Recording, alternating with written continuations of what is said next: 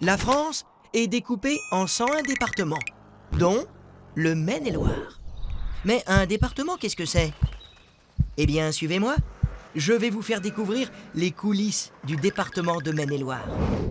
Pour représenter les 828 000 habitants de notre beau territoire, 21 femmes et 21 hommes sont élus. Ils proviennent des 21 cantons du département. On les appelle les conseillers départementaux. Cette élection a lieu tous les 6 ans.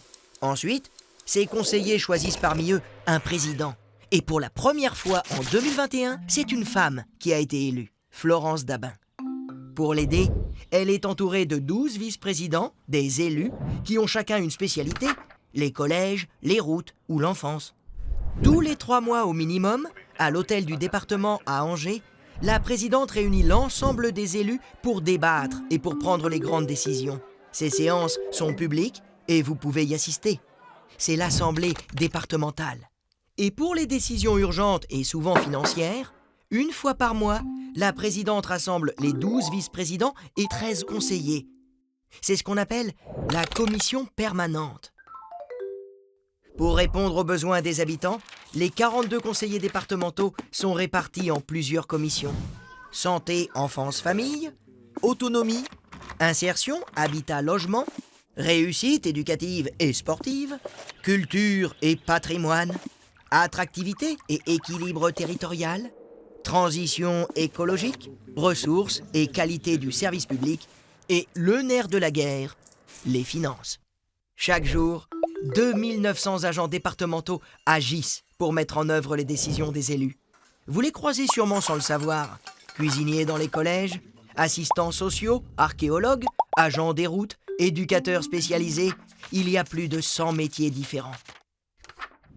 Vous pouvez les rencontrer à l'hôtel du département et à la cité administrative, mais aussi dans les maisons du département, les maisons départementales des solidarités ou encore les collèges.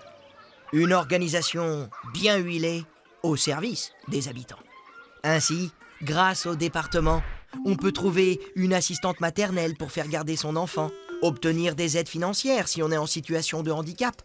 Les agents du département aident aussi les personnes âgées dans leur vie quotidienne pour adapter leur logement afin qu'ils restent vivre chez eux. Ils protègent aussi les enfants qui ne sont pas en sécurité au sein de leur famille. Le département entretient environ 5000 km de routes et 1000 ponts pour circuler en toute sécurité. Il donne les moyens aux sapeurs-pompiers de protéger les habitants et de lutter contre les incendies. Il veille à la préservation de 89 espaces naturels sensibles.